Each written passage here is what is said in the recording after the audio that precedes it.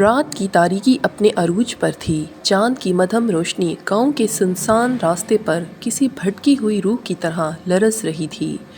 درختوں کی سرسراہٹ، دور کہیں الو کی آواز نے ماحول کو مزید خوفناک بنا دیا تھا۔ رحمت، جو گاؤں کے ایک عام کسان تھا، اس رات اپنے کھیتوں سے گھر واپس جا رہا تھا۔ ہاتھ میں لانٹین، کندھے پر درانتی اور دل میں ایک عجیب سی بے چینی تھی۔ یہ راستہ وہ روز طے کرتا تھا، مگر آج جانے کیوں ہر چیز بدلی بدلی سی لگ رہی تھی۔ چلتے چلتے اچانک اس کے قدم رک گئے۔ سامنے پیپل کے قدیم درخت کے نیچے ایک سیاہ پوش عورت کھڑی تھی۔ اس کا چہرہ آدھا نقاب میں چھپا ہوا تھا اور ہاتھ میں ایک عجیب سی مٹی کی بنی ہوئی گڑیا تھی۔ رحمت کی سانسیں بے ترتیب ہونے لگیں۔ "کون ہو تم؟" اس نے کپکپاتی آواز میں پوچھا۔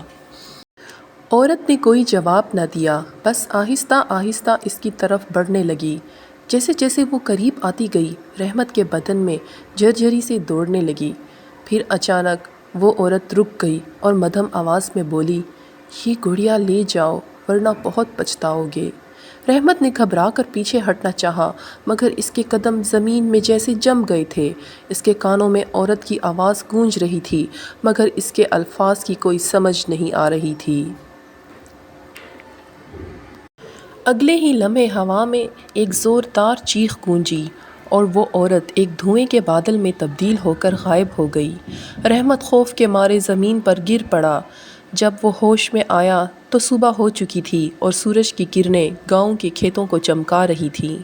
رحمت نے جلدی سے اپنے گاؤں کا رخ کیا اور سب کو رات کا واقعہ سنایا، مگر کسی نے اس کی بات کا یقین نہ کیا۔ البتہ گاؤں کے بزرگوں میں سے ایک بابا نور دین نے گہری سانس لی اور دھیرے سے کہا، "یہ وہی عورت تھی جو صدیوں پہلے اس گاؤں میں رہتی تھی۔ وہ بے گناہ مار دی گئی تھی اور تب سے اس کی روح پیپل کے درخت کے نیچے بھٹک رہی ہے۔ جو بھی اس کی بات نہ مانے، اس پر مصیبت آتی ہے۔" رحمت کی آنکھوں میں خوف اتر آیا۔ کیا واقعی کچھ ہونے والا تھا؟ وہ کچھ سمجھ نہ سکا، مگر اس کے دل میں عجیب سا وسوسہ بیٹھ گیا تھا۔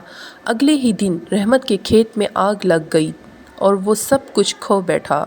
شاید وہ عورت سچ کہہ رہی تھی، شاید یہ صرف ایک وہم تھا، مگر جو بھی تھا، وہ رات ہمیشہ کے لیے رحمت کی زندگی کی سب سے پراسرار رات بن گئی۔